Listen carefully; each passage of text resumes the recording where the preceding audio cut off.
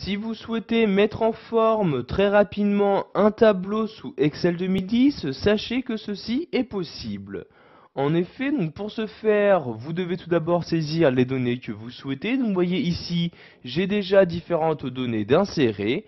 Donc maintenant, si je souhaite mettre en forme ces données dans un tableau, je vais me rendre donc bien ici dans le menu Accueil, puis dans le groupe Style, je vais cliquer ici sur Mettre sous forme de tableau. Vous avez donc maintenant ce menu-ci qui s'ouvre. Dans ce menu vont s'afficher les différents styles de tableau qu'il est possible d'utiliser.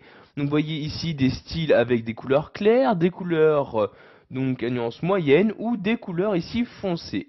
Donc nous allons par exemple ici prendre l'une d'un des tableaux avec une couleur claire. Je vais par exemple ici prendre celui-ci.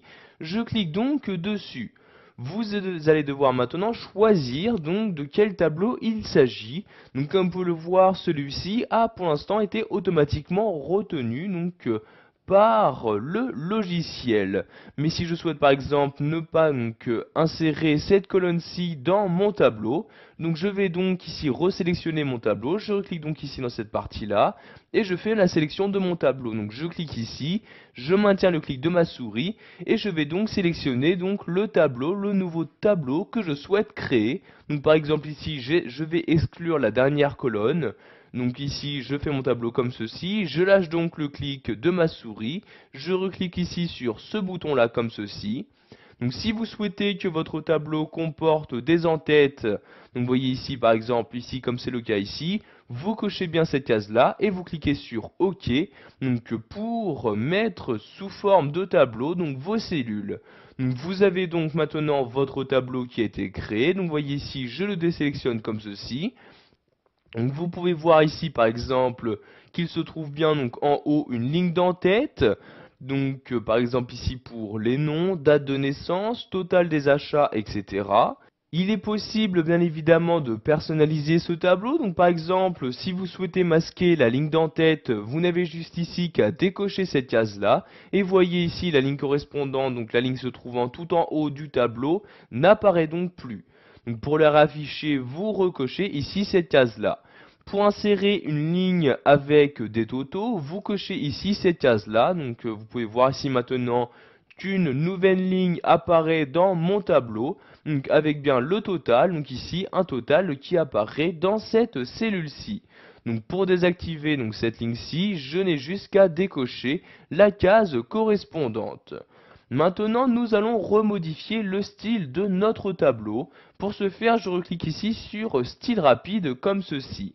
Vous avez de nouveau donc ce menu-ci qui s'ouvre, menu qui vous affiche de nouveau donc les différents styles de tableau qu'il est possible d'utiliser.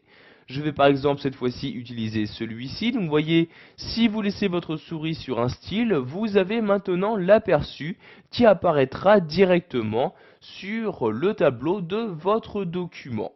Donc je vais ici utiliser ce style-ci, je clique donc dessus pour l'appliquer à mon tableau. Et comme vous pouvez le voir en très peu de temps, donc les modifications ont été apportées.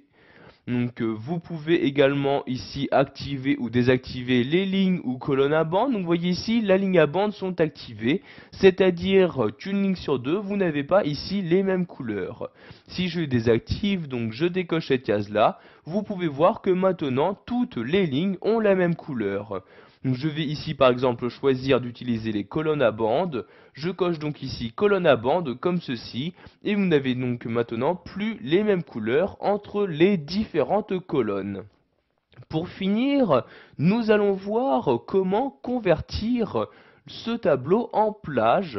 Donc cela est très utile pour que celui-ci ne soit plus reconnu en tant que tableau, mais juste en tant que mise en forme classique. Donc pour convertir votre tableau en plage, je clique ici donc toujours dans l'onglet Création sur Convertir en plage. Vous avez donc maintenant un message qui apparaît vous demandant si vous êtes vraiment sûr de vouloir le convertir en plage. Si c'est le cas, vous cliquez ici sur oui comme ceci. Maintenant ce tableau n'est plus reconnu en tant que tableau, c'est-à-dire qu'ici, vous voyez par exemple dans la ligne d'en-tête, n'apparaît plus les filtres automatiques. Si je clique dans le tableau, vous pouvez voir également que l'onglet création de tableau n'apparaît également plus. Voilà, vous savez maintenant comment insérer très rapidement un tableau dans Excel 2010 en choisissant les différents styles de tableaux proposés par ce tableur.